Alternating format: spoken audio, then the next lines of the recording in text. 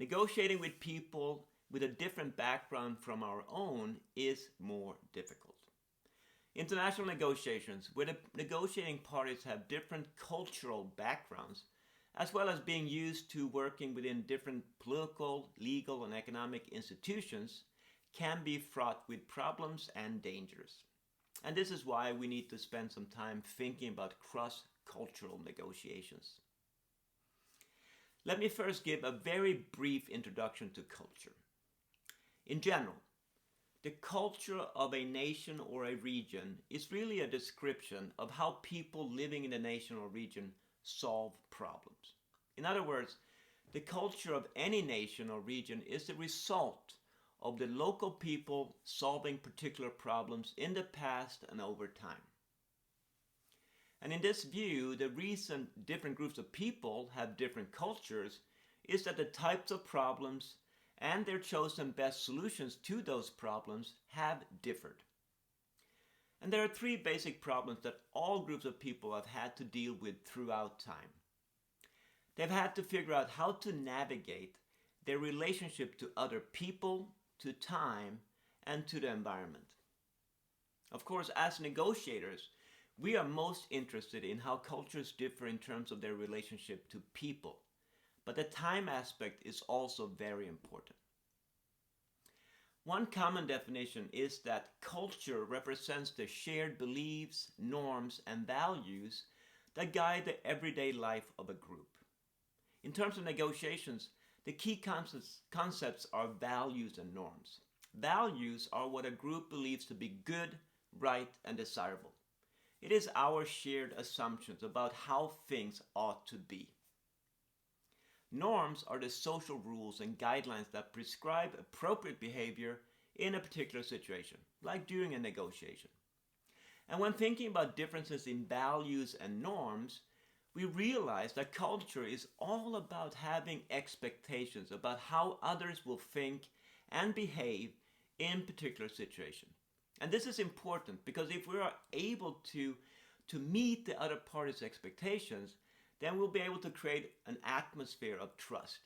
But if we fail to satisfy their expectations, then a mood of distrust will develop, and there might be an unwillingness to do further business. In this video, I want to briefly highlight the importance of time and how different conceptions of time might affect the negotiation. It is of course a fact that how people from different cultures view time differs significantly.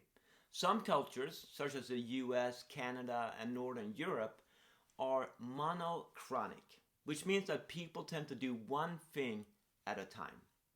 For someone who grew up in a monochronic culture, time is portioned into intervals, and each interval should be dedicated to a separate activity. Time is linear.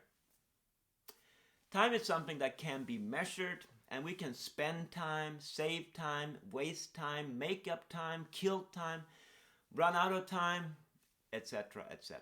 And most importantly, people make appointments. They keep those appointments and are expected to be on time. Also, if we have an appointment, then that is our time and it should not be shared with anyone else. Now, this is different from polychronic cultures. In these cultures, such as Latin America, Middle East, and Southern Europe, people tend to do several things at once, and time is seen as being a bit elastic. People do make appointments, of course, but they may show up late, and when they show up, we might have to share our time slot with others. That is, we might expect interruptions from telephone calls, or other people might stop by and ask a quick question. These differences can, of course, affect the negotiation.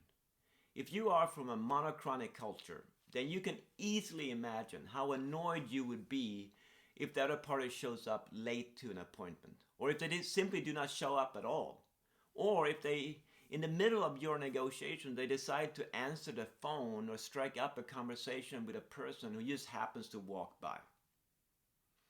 Of course, they might view us as being very annoying, as we always try to stay on track and keep mentioning deadlines. We might even end a negotiation that is close to being finished because we have another appointment that we cannot miss. Of course, by telling them that we have another appointment that we cannot miss, we are sending a signal that they are not important to us. Anyway, these mutual feelings of annoyance and frustration can make a negotiation much more difficult to complete and may lead the parties to walk away without an agreement. We see that even a single issue, such as how our views about time differ, may cause serious difficulties during a negotiation. And when we enter an international negotiation, or really any negotiation where the other party has significantly different background from ourselves, we need to prepare well as enter the negotiation with an open mind and a flexible attitude.